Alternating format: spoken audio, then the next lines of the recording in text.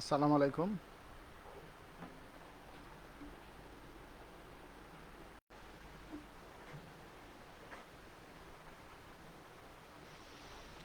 আশা করি সবাই ভালো আছেন।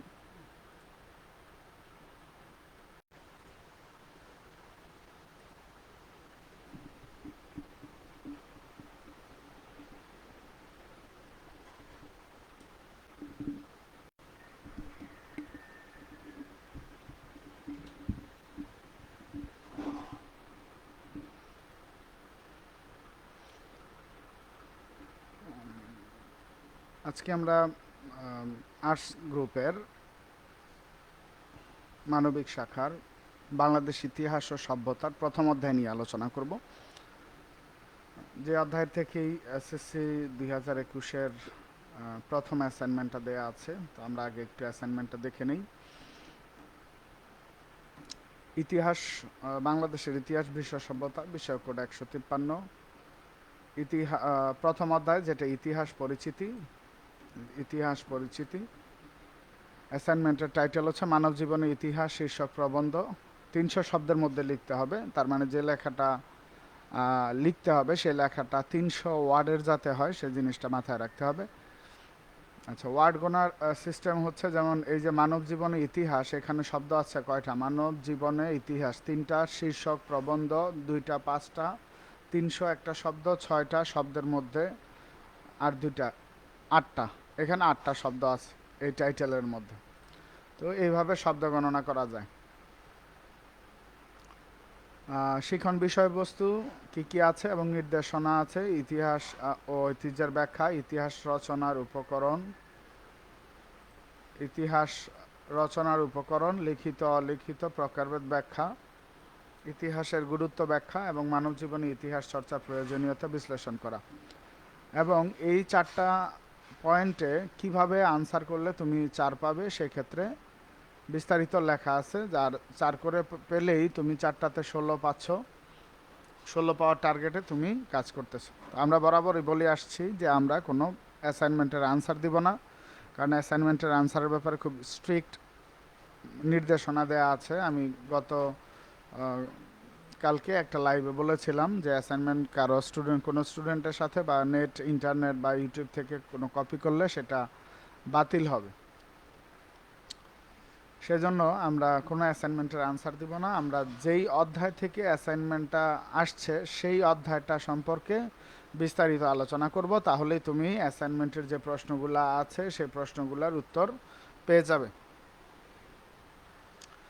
এবং তোমরা একটা বিষয় নিশ্চিত থাকতে পারো, যেহেতু পরীক্ষার ডেট অ্যানাউন্সমেন্ট হয়ে গিয়েছে এবং শুধুমাত্র গ্রুপ সাবজেক্টে ক্লাস হচ্ছে, সেক্ষেত্রে নভেম্বরের দ্বিতীয় সপ্তাহে পরীক্ষা হওয়ার সম্ভাবনাই সবচেয়ে বেশি। এবং পরীক্ষা যদি করোনা পরিস্থিতি মোটামুটিও থাকে তাহলেও নিবে, তার কারণ হচ্ছে এখন একদিনে সায়েন্স, কমার্স, আর্টস সবার পরীক্ষা নেওয়ার প্রয়োজন নাই। কারণ যেহেতু শুধু সায়েন্সের গ্রুপ সাবজেক্ট, কমার্সের গ্রুপ সাবজেক্ট এবং আর্টসের গ্রুপ সাবজেক্টের পরীক্ষা হবে, সুতরাং একদিন বা একই সময়ে, একই পরীক্ষার সময়ে সব স্টুডেন্ট, সব এসএসসি ক্যান্ডিডেট আসার কোনো প্রয়োজন নাই। এটা টার্গেট করেই হয়তো বা এই উদ্দেশ্য নিয়েই শুধু গ্রুপ সাবজেক্টের হিসাবগুলো নিয়ে আসা হয়েছে, যেটা আমরা গত শিক্ষামন্ত্রীর, মাননীয় শিক্ষামন্ত্রীর সংবাদ সম্মেলনে এবং শিক্ষা বোর্ড চেয়ারম্যান বা প্রাসঙ্গিক কর্তব্যে আছেন এরকম অনেক সম্মানিত ব্যক্তিদের কথাবার্তা আমরা বুঝতে পেরেছি, ধারণা করা যায়। তবে যেহেতু আমরা এবং শিক্ষামন্ত্রী বলেছেন যে যে অধ্যায় থেকে বা যেই অ্যাসাইনমেন্টগুলো দেওয়া হচ্ছে সেগুলোই হবে ছাত্রছাত্রীদের পরীক্ষার প্রস্তুতি। তার মানে আমরা ধরে নিতে পারি যে পরীক্ষার যে প্রশ্নগুলো আসবে সেগুলো তো অবশ্যই শর্ট সিলেবাস থেকে আসবে, আর শর্ট সিলেবাসের আলোকেই অ্যাসাইনমেন্টের অধ্যায়গুলো দেওয়া আছে। তাই আমরা শুধু এই অধ্যায়ের আলোচনা করব, তাহলে 2টা সুবিধা হবে, তোমাদের পরীক্ষার প্রস্তুতিও নেওয়া হবে এবং অ্যাসাইনমেন্টের আনসারগুলোও করা হবে, এবং আমরাও নৈতিকভাবে সততার একটা জায়গা থাকতে পারবো যে আমরা কোনো স্টুডেন্টকে অ্যাসাইনমেন্টের আনসার দিচ্ছি না, সেই অভ্যাস আমরা করতেও চাচ্ছি না। তো আমরা স্টার্ট করি তাহলে। আমি গোলাম কিবরিয়া আছি তোমাদের সাথে আজকে বাংলাদেশ আহ, আমি গোলাম কিবরিয়া আছি তোমাদের সাথে আজকে বাংলাদেশের ইতিহাস ও বিশ্ব সভ্যতা নবম এবং দশম শ্রেণীর প্রথম অধ্যায়ের বিস্তারিত আলোচনা নিয়ে। প্রথম অধ্যায়টা হচ্ছে ইতিহাস পরিচিতি। তো আমরা ইতিহাস পরিচিতি সে বিষয়টা নিয়ে আলোচনা করব, যেমন ইতিহাস ও ঐতিহ্যের ধারণা কি। এই অধ্যায়টাতে আসলে আমরা কি শিখব? ইতিহাস ও ঐতিহ্যের ধারণা শিখব এবং স্বরূপ পরিসর ব্যাখ্যা করতে পারবো। ইতিহাসের উপাদান ও প্রকারবাদ বর্ণনা করতে পারবো এবং ইতিহাস পাঠের প্রয়োজনীয়তা আলোচনা করব এবং ইতিহাস ও ঐতিহ্যের প্রতি আগ্রহী হব। এই যে দেখো, অধ্যায়ের যে টার্গেটগুলো আছে বা অধ্যায়ের শেষে আমরা যা শিখবো, অ্যাসাইনমেন্ট শেষেও কিন্তু তাই শিখবো। তাহলে কিন্তু আমাদের পরীক্ষার প্রস্তুতি এবং অ্যাসাইনমেন্টের প্রস্তুতি, মানে যারা অধ্যায়গুলো ভালো করে পড়বে তাদের পরীক্ষার প্রস্তুতি এবং যে কোনো ধরনের অ্যাসাইনমেন্টের প্রস্তুতি ভালো করে হবে। তো আমরা শুরু করি। ইতিহাস ও ঐতিহ্যের ধারণা। ইতিহাস শব্দটির উৎপত্তি হচ্ছে ইতি শব্দ অর্থে, যার অর্থ হচ্ছে ঐতিহ্য। তার মানে আমরা কিন্তু এটা এমসিকিউ প্রশ্নের জন্য অবশ্যই রাখতে পারি যে ইতিহাস কোন শব্দ থেকে আসছে এবং এর অর্থ কী। তো ইতিহাস আসছে হচ্ছে ইতি শব্দ থেকে এবং যার অর্থ হচ্ছে ঐতিহ্য। একটা জিনিস মাথায় রাখবে, অনেক দিন যেহেতু পড়াশোনা থেকে বাইরে আসো বা দূরে আসো, স্কুল বন্ধ থাকার কারণে, যদিও তোমরা খুব ভালো ছাত্রছাত্রী, স্কুল খোলা থাকলে অবশ্যই পড়াশোনার মধ্যে থাকতে, তো এই সময়টা থেকে অনেক কিছু ভুলে গেছো। তাই আমরা একদম লাইন বাই লাইন পড়ার চেষ্টা করব যাতে তোমাদের সব কিছু মনে পড়ে, মানে একই সাথে আমরা দুই কাজ করতে পারি, অ্যাসাইনমেন্টের প্রস্তুতি এবং পরীক্ষার প্রস্তুতি। এটা হয়তো একটু কষ্ট হবে কিন্তু তোমার ভবিষ্যতের পরীক্ষার জন্য সুবিধাই হবে। ঐতিহ্য হচ্ছে অতীতের অভ্যাস, শিক্ষা, ভাষা, শিল্প, সাহিত্য, সংস্কৃতি যা ভবিষ্যতের জন্য সংরক্ষিত থাকে। তার মানে ঐতিহ্য হচ্ছে এমন একটা জিনিস যা অতীতের কোনো একটা অভ্যাস অথবা শিক্ষা অথবা ভাষা, শিল্প, সাহিত্য, সংস্কৃতি যা ভবিষ্যতের জন্য সংরক্ষিত থাকে। তার মানে অতীতে ছিল যেটা হচ্ছে ভবিষ্যতের জন্য সংরক্ষিত আছে। এই ঐতিহ্যকে এক প্রজন্ম থেকে আরেক প্রজন্মের কাছে পৌঁছে দেয় হচ্ছে ইতিহাস। তার মানে অতীতের যেই অভ্যাসগুলো আছে, শিক্ষাগুলো আসে, সেগুলো এক প্রজন্ম থেকে, প্রজন্ম কি, যেমন তোমার বাবার প্রজন্ম, তোমার দাদার প্রজন্ম, আরও অনেক, একটা নির্দিষ্ট বড় সময়কে একটা প্রজন্ম বলে। তো সেই প্রজন্মর এক প্রজন্ম থেকে আরেক প্রজন্মে ইতিহাস কি করে, ইতিহাস ইতিহাস সেই এক প্রজন্ম থেকে আরেক প্রজন্মের কাছে পৌঁছে দেয়। এইচ কারের ভাষায়, একজনের ভাষায় বলা যায় ইতিহাস হলো বর্তমান এবং অতীতের মধ্যে এক অন্তর্বর্তী সংলাপ। দেখো, ইতিহাস ঐতিহ্যের ব্যাখ্যা, এই প্রশ্নটা কিন্তু আমরা আলোচনা করতেছি। ব্যাখ্যা করে বলতে পারবা যে কোনটা ইতিহাস কোনটা ঐতিহ্য, এবং উদাহরণও দিতে পারবা, এবং কিছু স্বনামধন্য বা জনপ্রিয় ব্যক্তি যারা ইতিহাস এবং ঐতিহ্য সম্পর্কে পারদর্শী, তাদের ভাষায়ও কিন্তু কি বলা আছে সেটা তুমি উল্লেখ করতে পারবা, যেটাতে তোমার পরীক্ষার খাতায় বা অ্যাসাইনমেন্টের খাতায় তোমার উত্তরটাকে একটু সৌন্দর্য করবে। বর্তমানে সকল বিষয়ে অতীতের ক্রমবিবর্তন ও অতীত ঐতিহ্যের উপর ভিত্তি করে গড়ে উঠেছে, আর অতীতের ক্রমবিবর্তন ও ঐতিহ্যের বস্তুনিষ্ঠ বিবরণী হলো ইতিহাস। তবে এখন বর্তমান সময়েরও ইতিহাস লেখা হয়, যাকে বলা হয় সাম্প্রতিক ইতিহাস। তার মানে অতীতের ইতিহাস লিখলে আমরা শুধু ইতিহাস বলি, আর বর্তমান সময়ের যদি কোনো ইতিহাস লেখা হয় তাহলে সেখানে বলা হয় সাম্প্রতিক ইতিহাস। তার মানে একটা সংক্ষিপ্ত প্রশ্ন কিন্তু আসতেই পারে এখান থেকে যে সাম্প্রতিক ইতিহাস কাকে বলে বা সাম্প্রতিক ইতিহাস কি। তোমরা একটু খাতা কলম নিয়ে নাও, আমি যেইখানে যে লাইনগুলোতে যে প্রশ্ন আসতে পারে পরীক্ষায়, সেই লাইনগুলো আমি উল্লেখ করে দিব, যাতে তোমাদের পরীক্ষায় আসলে তোমরা আনসার করতে পারো। এবং যখন পড়বে তখন খাতায় আমি যে প্রশ্নটা বলবো সেই প্রশ্নটা লিখে ফেলবে, এবং যেখানে মার্কিং করতেছি সেইখানেও মার্কিং করে রাখবা, তাহলে প্রশ্নের উত্তরগুলো পড়তে সুবিধা হবে। সুতরাং ইতিহাস পরিসর সুদূর অতীত থেকে বর্তমান পর্যন্ত বিস্তৃত।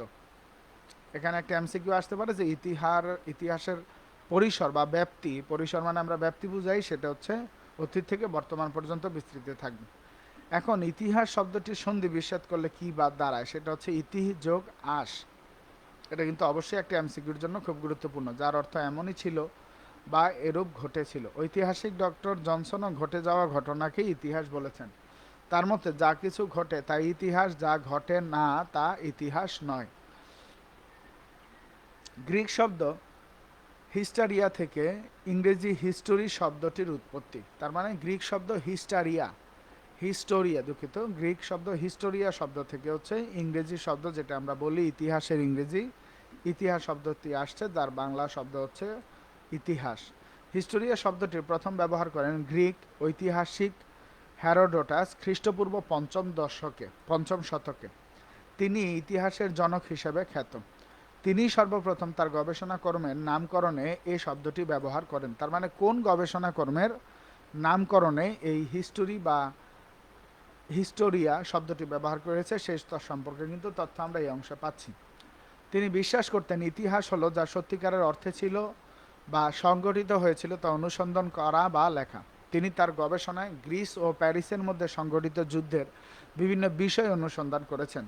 তিনি প্রাপ্ত তথ্য, গুরুত্বপূর্ণ ঘটনা ও গ্রিসের বিজয়গাথা লিপিবদ্ধ করেছেন। তার মানে তিনি যে সাহিত্য কথাটা লিখেছেন বা যে গবেষণা কর্মটা লিখেছেন সেই গবেষণা কর্মে উনি গুরুত্বপূর্ণ ঘটনা, প্রাপ্ত তথ্য এবং গ্রিসের বিজয়গাথা, গ্রিসের বিজয় নিয়ে বিভিন্ন কথাবার্তা বা বিভিন্ন তথ্য বা ইতিহাস সেখানে উল্লেখ করেছেন, যাতে পরবর্তী প্রজন্ম এই ঘটনা ভুলে না যায়। এ বিবরণ যেন তাদের উৎসাহিত করে এবং দেশপ্রেমে উদ্বুদ্ধ করে।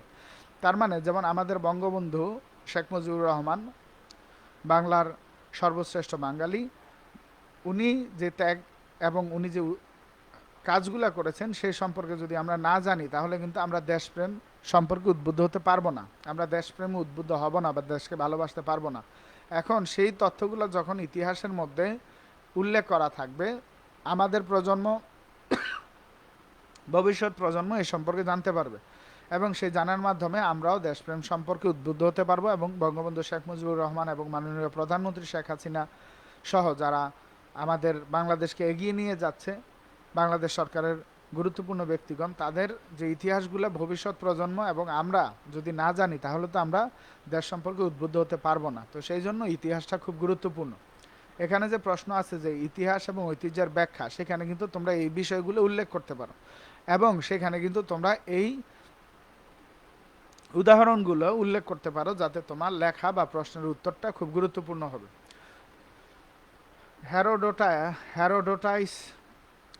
হ্যারোডোটাসই প্রথম ইতিহাস এবং অনুসন্ধান এই দুটি ধারণাকে সংযুক্ত করেন। তার মানে ইতিহাস এবং অনুসন্ধান এই দুইটা ধারণাকে সংযুক্ত করেন হচ্ছে হ্যারোডোটাসি। ফলে ইতিহাস পরিণত হয় বিজ্ঞানে এবং পরিপূর্ণভাবে হয়ে ওঠে তথ্য নির্ভর এবং গবেষণার বিষয়। তার মানে ইতিহাসকে নিয়ে যে গবেষণা করা যায় একটা পরিণত বিজ্ঞান, সেই জিনিসটা তখন পরিণত হয় হচ্ছে হ্যারোডোটাসি ওনার অনুসন্ধান এবং ইতিহাসকে সংযুক্ত করার কারণে। প্রকৃতপক্ষে মানব সমাজের অনন্ত ঘটনা প্রবাহই হলো ইতিহাস। ইতিহাসবিদ র্যাপসন বলেছেন ইতিহাস হলো ঘটনার বৈজ্ঞানিক এবং ধারাবাহিক বর্ণনা।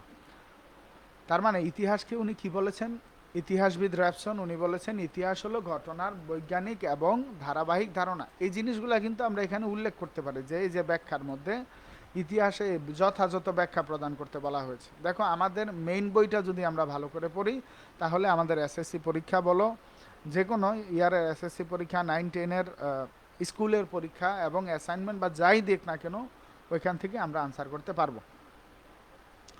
আধুনিক ইতিহাসের জনক বলা হয় ঐতিহাসিক লিওপোল্ড ফন র্যাঙ্ককে। লিওপোল্ড ফন র্যাঙ্ক উনি হচ্ছে আধুনিক ইতিহাসের জনক। মনে করেন প্রকৃতপক্ষে যা ঘটেছিল তার অনুসন্ধান ও তার সত্য বিবরণী ইতিহাস। সুতরাং ইতিহাস হচ্ছে মানব সভ্যতার বিবর্তনের সঙ্গে সম্পর্কিত বিভিন্ন কর্মকাণ্ডের ধারাবাহিক ও সত্যনিষ্ঠ বিবরণ।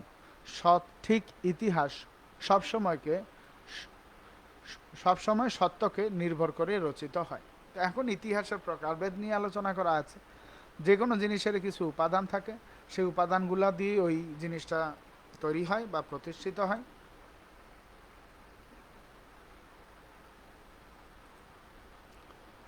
তাহলে লিখিত উপাদান কি? তো লিখিত উপাদান হচ্ছে ইতিহাস রচনার লিখিত উপাদানের মধ্যে রয়েছে সাহিত্য, বৈজ্ঞানিক বিবরণ, দলিলপত্র ইত্যাদি।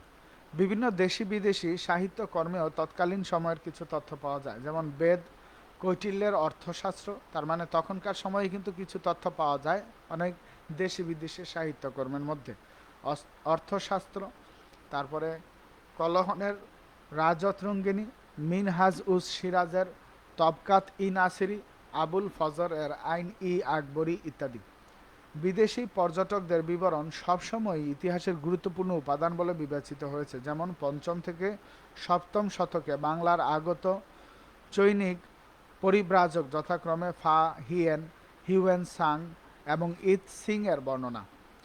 পরবর্তী সময়ে আফ্রিকান পরিব্রাজক ইবনে বতুতা সহ অন্যদের লেখাতেও এ অঞ্চল সম্পর্কে বিবরণ পাওয়া গেছে। তার মানে যত লেখাতে বা যত ব্যক্তির বা যত জনপ্রিয় ব্যক্তির বা ইতিহাস যারা লিখেছেন তাদের লেখাতে কিন্তু আমরা অতীত সম্পর্কে বিভিন্ন ধারণা পেয়ে থাকি। এসব বর্ণনা থেকে তৎকালীন সমাজ, অর্থনীতি, রাজনীতি, ধর্ম, আচার অনুষ্ঠান সম্পর্কে অনেক তথ্য জানা যায়। সাহিত্য উপাদানের মধ্যে আরও রয়েছে রূপকথা, কিংবদন্তি, গল্পকাহিনী। তিব্বতীয় লেখক লামা তারনাথের বর্ণনায় পাল রাজবংশের প্রতিষ্ঠাতা গোপালের সিংহাসন আহরণ সম্পর্কে যে বর্ণনা আছে সেটি এক ধরনের কল্পকাহিনী। তবে অনেক কাহিনীর আড়ালে অনেক সত্য ঘটনা থেকে যায় যা ঐতিহাসিকরা বিচার বিশ্লেষণ অনুসরণ করে আবিষ্কার করেন। তাছাড়া সরকারি নথি, চিঠিপত্র ইত্যাদি থেকে নির্ভরযোগ্য তথ্য সংগ্রহ করাও সম্ভব হয়। এখন এগুলো হচ্ছে লিখিত উপাদান, তার মানে যত কথা লিখিত আছে বিভিন্ন কল্পকাহিনীতে এবং বিভিন্ন ইতিহাস গ্রন্থে বা প্রবন্ধে যত কথা লিখিত আছে সবগুলো হচ্ছে লিখিত উপাদান। তার মানে এখানে যে বলা হয়েছে ইতিহাস রচনার উপকরণ সম্পর্কে আলোচনা করার জন্য, এখানে কিন্তু লিখিত উপাদান একটা গুরুত্বপূর্ণ আলোচনা, যে লিখিত উপাদান কিভাবে হয়, কি হয় এবং কয়েকটা লিখিত উপাদানের উদাহরণও কিন্তু তোমরা এই প্যারা থেকে পেয়ে যাবে। অলিখিত ও প্রত্নতত্ত্ব উপাদান, যেসব বস্তু বা উপাদান থেকে আমরা বিশেষ সময়, স্থান বা ব্যক্তি সম্পর্কে বিভিন্ন ধরনের ঐতিহাসিক তথ্য পাই, সেই বস্তু বা উপাদানই হচ্ছে প্রত্নতত্ত্ব নিদর্শন। যেমন অনেক সময় বিভিন্ন খবরে দেখবা যে অনেক প্রাচীন কোনো একটা সময়ের কোনো একটা উপাদান পাওয়া গেছে বা প্রত্নতত্ত্ব পাওয়া গেছে, যেটা জাদুঘরে সংরক্ষিত থাকে। তো জাদুঘরে যত জিনিস সংরক্ষিত থাকে এই সবগুলাই কিন্তু অলিখিত বা প্রত্নতত্ত্ব উপাদান। যেমন এখানে কিছু প্রত্নতত্ত্বের ছবি দেওয়া আছে বইয়ের বাম পাশে, সেগুলা থেকে কিন্তু আমরা অলিখিত, সেখানে কোনো লেখা থাকে না, কিন্তু আমরা বিভিন্ন ধরনের সংস্কৃতি বা বিভিন্ন ধরনের উপাদান সম্পর্কে জানতে পারি। প্রত্নতত্ত্ব নিদর্শনসমূহ মূলত হচ্ছে অলিখিত উপাদান, যেমন মুদ্রা, শিলালিপি, স্তম্ভলিপি, তাম্রলিপি, ইমারত ইত্যাদি। অনেক বড় বড় অনেক পুরানো বিল্ডিং আছে যেগুলো হচ্ছে অলিখিত উপাদান। এই সমস্ত প্রত্নতত্ত্ব নিদর্শন বৈজ্ঞানিক পরীক্ষা নিরীক্ষা এবং বিশ্লেষণের ফলে সে সময়ের অধিবাসীদের রাজনৈতিক, সামাজিক, অর্থনৈতিক অবস্থা সম্পর্কে ধারণা পাওয়া যায়। ধারণা করা সম্ভব প্রাচীন অধিবাসীদের সভ্যতা, ধর্ম, জীবনযাত্রা, নগরায়ন, নিত্য ব্যবহার্য জিনিসপত্র, ব্যবসা বাণিজ্যের অবস্থা, কৃষি উপকরণ ইত্যাদি সম্পর্কে। তার মানে আমরা এই যে প্রত্নতত্ত্ব উপাদান সম্পর্কে যখন কাজ করব বা প্রত্নতত্ত্ব উপাদান নিয়ে লিখব, তখন কিন্তু আমরা লিখতে পারবো যে প্রত্নতত্ত্ব উপাদান থেকে আমরা কোন ধরনের তথ্যগুলা বা কোন ধরনের বিষয়গুলা জানতে পারবো। উদাহরণ হিসেবে উল্লেখ করা যায় সিন্ধু সভ্যতা, বাংলাদেশের মহস্থানগড়, পাহাড়পুর, ময়নামতি ইত্যাদি স্থানের প্রত্নতত্ত্ব নিদর্শনের কথা। নতুন নতুন প্রত্নতত্ত্ব আবিষ্কারের বদলে দিতে পারে একটি জাতির ইতিহাস। তার মানে কোনো একটা নতুন প্রত্নতত্ত্ব যদি আবিষ্কার হয়, সেক্ষেত্রে কিন্তু আমরা ওই নতুন বিষয় সম্পর্কে বা ওই জাতির ইতিহাস সম্পর্কে আমরা জানতে পারবো। যেমন একটি উদাহরণ দেওয়া আছে, সম্প্রতি নরসিংদীর উয়ারি বটেশ্বরের প্রত্নতত্ত্ব আবিষ্কার করা হয়েছে। ওই অঞ্চলের প্রত্নতত্ত্ব নিদর্শনের প্রমাণ হয়েছে যে বাংলাদেশে ২৫০০ বছর পূর্বেও নগর সভ্যতার অস্তিত্ব ছিল। এই আবিষ্কারের ফলে বাংলার প্রাচীন সভ্যতার নবদিগন্ত উন্মোচিত হয়ে যাচ্ছে, বদলে যাচ্ছে বাংলার প্রাচীন সভ্যতা সম্পর্কে অনেক ধারণা, এবং অদূর ভবিষ্যতে নতুনভাবে লিখতে হবে বাংলার প্রাচীন ইতিহাস। তার মানে আমরা যে প্রশ্নটা আছে, যে দ্বিতীয় প্রশ্নটা ইতিহাস রচনার উপকরণ, সেটা কিন্তু আমরা এখান থেকেই খুব সুন্দরভাবে নিজের মতো করে লিখতে পারি উদাহরণ সহ।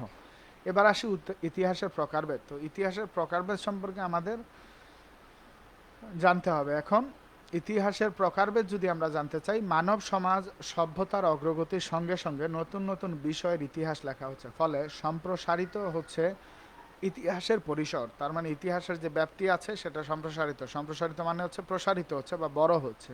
ইতিহাস বিরামহীনভাবে অতীতের ঘটনা বর্তমান প্রজন্মের কাছে পৌঁছে দেয়। সেক্ষেত্রে ইতিহাসকে বিভিন্ন শাখায় বিভক্ত করা কঠিন।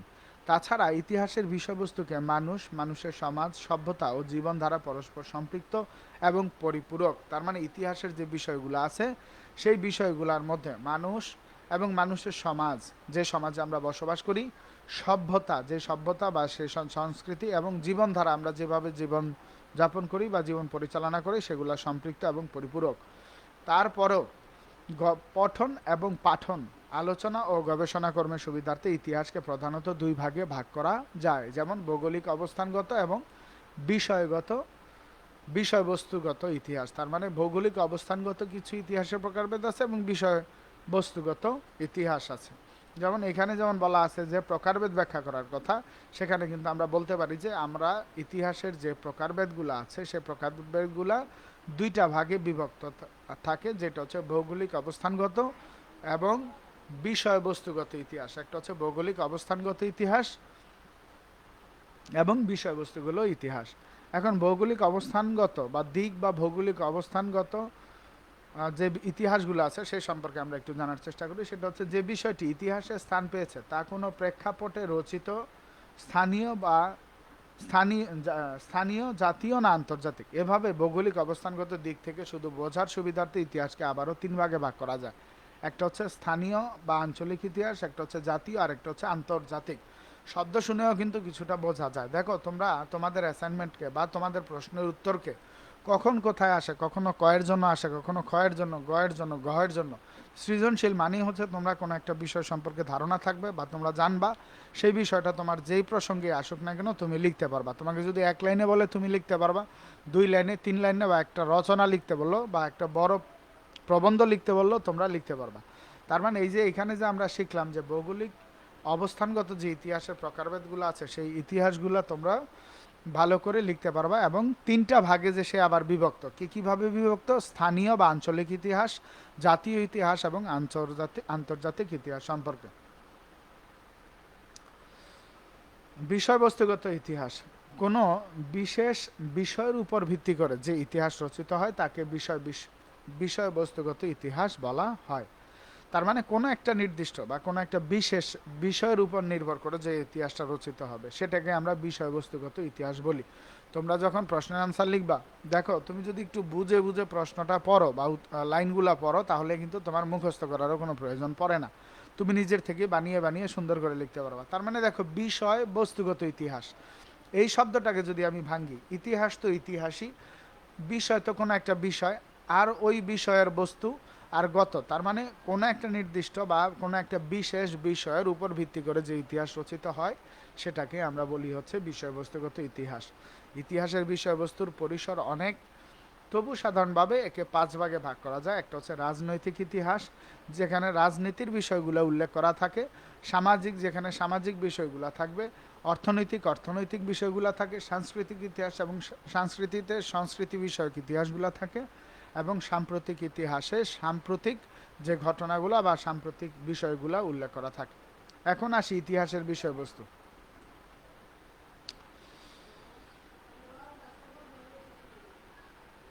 আচ্ছা, ইতিহাসের বিষয়বস্তু কি? মানব সমাজ ও সভ্যতার ধারাবাহিক পরিবর্তনের প্রমাণ ও লিখিত দলিল হলো ইতিহাস। তার মানে ইতিহাসটা কি? ইতিহাস হচ্ছে মানব সমাজ এবং সভ্যতার ধারাবাহিক পরিবর্তনের যে প্রমাণ ও লিখিত দলিল। তার মানে পরিবর্তিত যে হচ্ছে, তোমাদের দাদা, আমাদের দাদা দাদি বা তারও আগের প্রজন্ম যেভাবে চলতো, আমরা কিন্তু এভাবে চলছি না। আমাদের ভবিষ্যৎ প্রজন্ম চলবে না। আচ্ছা, ঐতিহাসিক ভিকো মনে করেন মানব সমাজ এবং মানবীয় প্রতিষ্ঠানসমূহের উৎপত্তি ও বিকাশই ইতিহাসের বিষয়বস্তু। সুতরাং দেখা যাচ্ছে যে মানুষের গুরুত্বপূর্ণ অর্জন, যা মানব সমাজ সভ্যতার উন্নতি ও অগ্রগতিতে অবদান রাখতে সক্ষম হয়েছে, সেসবই হচ্ছে ইতিহাসভুক্ত বিষয়। যেমন শিল্প, সাহিত্য, সংস্কৃতি, দর্শন, স্থাপত্য, রাজনীতি, যুদ্ধ, ধর্ম, আইন প্রভৃতি বিষয়। সামগ্রিকভাবে যা কিছু সমাজ সভ্যতার বিকাশে প্রত্যক্ষ এবং পরোক্ষভাবে, প্রত্যক্ষ মানে সরাসরি এবং পরোক্ষ মানে সরাসরি না কিন্তু প্রভাব বিস্তার করে, প্রভাবিত করছে, তাই হচ্ছে ইতিহাসের বিষয়বস্তু। আর ইতিহাসের স্বরূপ, ইতিহাস জ্ঞান অর্জনের অন্যান্য শাখা থেকে আলাদা। এর রচনা ও উপস্থাপনার পদ্ধতিও ভিন্ন। ইতিহাসের বৈশিষ্ট্য সম্পর্কে আলোচনা করলে এ সম্পর্কে একটি পরিষ্কার ধারণা পাওয়া যাবে। প্রথমত, সত্যনিষ্ঠ তথ্যের সাহায্যে অতীতের পুনর্গঠন করাই হচ্ছে ইতিহাসের বৈশিষ্ট্য। তার মানে আমরা এখানে ইতিহাসের বৈশিষ্ট্যটাকেও কিন্তু আমরা গুরুত্বতে কনভার্ট করতে পারি। বৈশিষ্ট্যটাকেও কিন্তু আমরা গুরুত্বতে কনভার্ট করতে পারি। যেমন ইতিহাসের একটা বৈশিষ্ট্য হচ্ছে ইতিহাস কি করে, আলোচনা করে, কি নিয়ে আলোচনা করে, মানব সমাজ এবং সভ্যতার অগ্রগতির ধারাবাহিক তথ্য নির্ভর বিবরণ দিতে। এখন ইতিহাসের গুরুত্ব কিন্তু আমরা একটা গুরুত্ব লিখতে পারি যে আমরা যদি মানব সমাজ এবং সভ্যতার অগ্রগতির ধারাবাহিক এবং তথ্য নির্ভর বিবরণ পেতে চাই, তাহলে ইতিহাস একটি গুরুত্বপূর্ণ ভূমিকা পালন করে।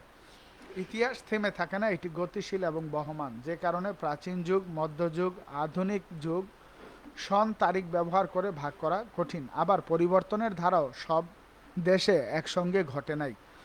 আচ্ছা, চতুর্থত, ঘটে যাওয়া ঘটনার সঠিক বিবরণ পরবর্তী প্রজন্মের কাছে তুলে ধরাও ইতিহাসের বৈশিষ্ট্য।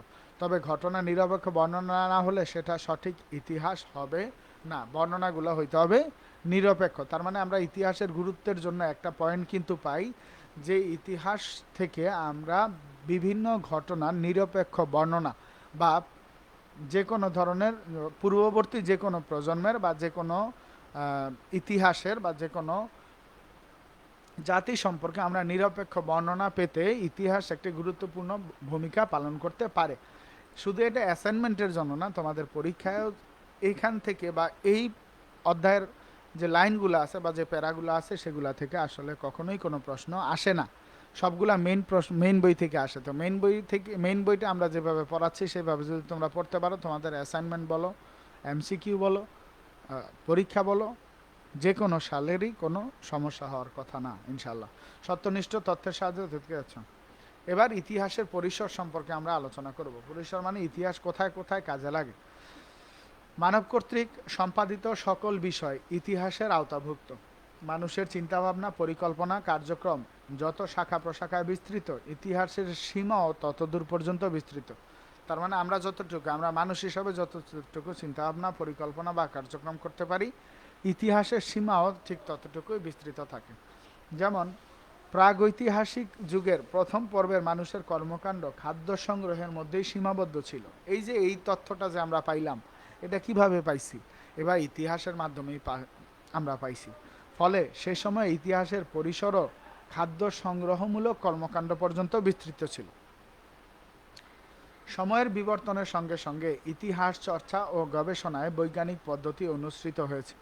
ফলে ইতিহাসের শাখা প্রশাখার সংখ্যাও বৃদ্ধি পেয়েছে, বিস্তৃত হচ্ছে ইতিহাসের সীমানাও।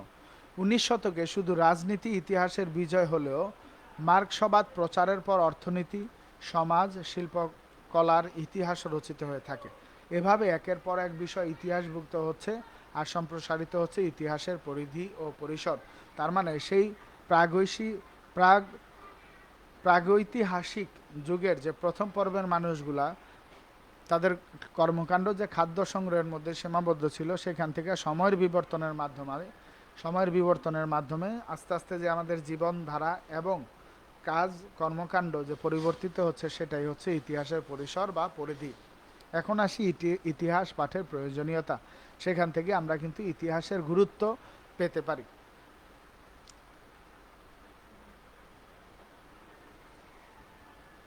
এই যে দুঃখিত, গুরুত্বরও কিছু তথ্য পাবো এবং মানব জীবনে ইতিহাস চর্চার প্রয়োজনীয়তা সম্পর্কে আমরা ধারণা পাবো হচ্ছে এই পাঠ। এই পাঠটা তোমরা পড়লে তোমরা নিজের থেকে কিন্তু ওই ধারণাটা লিখতে পারবা। যেমন ইতিহাস পাঠের প্রয়োজনীয়তা কি, যেটা হচ্ছে মানব জীবনে ইতিহাস পাঠের প্রয়োজনীয়তা সম্পর্কে আমাদের ধারণা দিবে এবং আমাদের পরীক্ষায় যে ফাইনাল পরীক্ষা হবে, সেই ফাইনাল পরীক্ষায় আমাদের প্রস্তুতি গ্রহণে সহায়তা করবে। মানব সমাজ এবং সভ্যতার বিবর্তনের সত্য নির্ভর বিবরণী হচ্ছে ইতিহাস। তার মানে ইতিহাস কি করে? ইতিহাস হচ্ছে মানব সমাজ এবং সভ্যতার যে বিবর্তন আছে, সেই বিবর্তনের সত্য নির্ভর বা নিরপেক্ষ বিবরণ দেয় হচ্ছে ইতিহাস। এ কারণে জ্ঞান চর্চার শাখা হিসাবে ইতিহাসের গুরুত্ব অপরিসীম। ইতিহাস পাঠ মানুষকে অতীতের পরিপ্রেক্ষিতে বর্তমান অবস্থা বুঝতে ভবিষ্যৎ অনুমান করতে সাহায্য করে। তাহলে ইতিহাস আমাদের কি করে? ইতিহাস একটা গুরুত্বপূর্ণ ভূমিকা পালন করে, যেটা হচ্ছে বর্তমান সময়কে অতীতের পরিপ্রেক্ষিতে বর্তমান সময়কে বুঝতে এবং ভবিষ্যৎ অনুমান করতে আমাদের সাহায্য করে। তার মানে আমরা কিন্তু এখানে খুব সুন্দরভাবে এই পয়েন্টটা লিখতে পারি যে আমাদের জীবনের বা মানব জীবনের বর্তমান অবস্থা বুঝতে এবং ভবিষ্যৎ অনুমান করতে সাহায্য করে হচ্ছে ইতিহাস। ইতিহাস পাঠের ফলে মানুষের পক্ষে নিজের এবং নিজ দেশ সম্পর্কে মঙ্গল অমঙ্গলের পূর্বাভাস পাওয়া যায়। তার মানে আমার কোনটা মঙ্গল, কোনটা অমঙ্গল, কোনটা ভালো, কোনটা খারাপ, সেই সম্পর্কে আমরা তথ্য পেতে পারি ইতিহাস পড়ার মাধ্যমে। সুতরাং দেশ ও জাতির স্বার্থে এবং ব্যক্তি প্রয়োজনে ইতিহাস পাঠ অত্যন্ত জরুরি। জ্ঞান ও আত্মমর্যাদা বৃদ্ধি করে। অতীতের সত্যনিষ্ঠ বর্ণনা মানুষের জ্ঞানের পরিধি বৃদ্ধি করতে সাহায্য করে। আর এ বিবরণ যদি হয় নিজ দেশ জাতির সফল সংগ্রাম ও গৌরবময় ইতিহাস, তাহলে তা মানুষকে দেশপ্রেমে উদ্বুদ্ধ করে।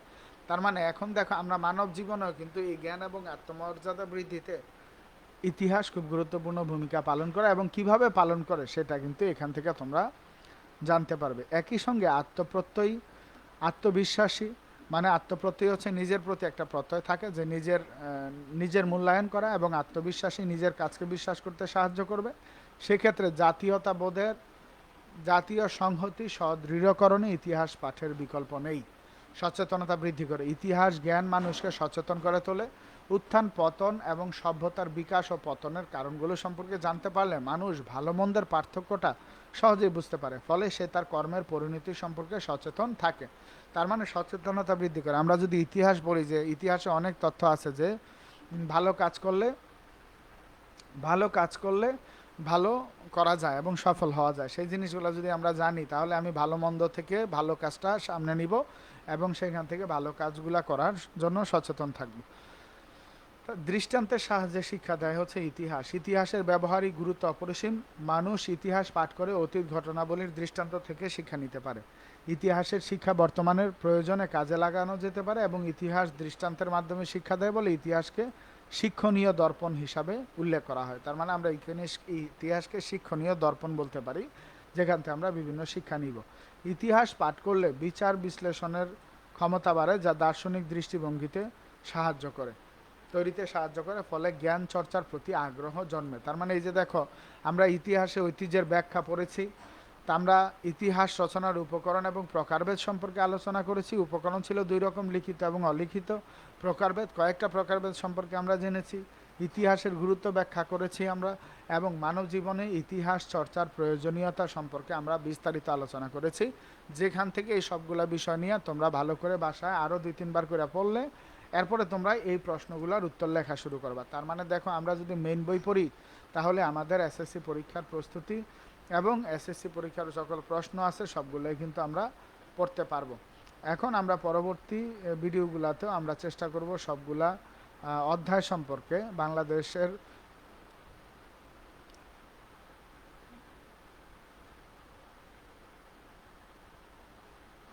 এখানে যে সবগুলা অধ্যায় আছে, 15টা অধ্যায় আছে, তো 15টা অধ্যায় সম্পর্কে আমরা আস্তে আস্তে ভিডিও দিব, এবং আমাদের পুরো বইটাই কভার করব। আমরা আস্তে আস্তে আমাদের চ্যানেলটি সাবস্ক্রাইব করে বেল বাটনে প্রেস করে রাখো, যাতে আমাদের ভিডিওগুলো তোমরা ভালো করে দেখতে পারো, এবং আমাদের এই ফেসবুক গ্রুপে তোমরা জয়েন করে থাকো, তোমাদের বন্ধুদেরও জয়েন করে রাখো। তাহলে আমরা একটা কম্পিটিটিভ পড়াশোনার মধ্যে থাকতে পারবো, পড়াশোনা করে ভালো প্রস্তুতি নিয়ে ভালো একটা রেজাল্ট করতে পারবো। আমরা কোনো অনৈতিক বা অনিরাপদ কাজে অংশগ্রহণ করতে চাই না। আমরা ভালোভাবে পড়াশোনা করে আমাদের সবগুলা কাজ করতে চাই। পরবর্তী ভিডিও দেখার আমন্ত্রণ জানিয়ে এবং আমাদের চ্যানেলটি সাবস্ক্রাইব করার আমন্ত্রণ জানিয়ে আমাদের ফেসবুক গ্রুপে অ্যাড হওয়ার নিমন্ত্রণ করে আজকের মতো এখানে শেষ করলাম। সবাই ভালো থেকো, সুস্থ থেকো। আসসালামু আলাইকুম।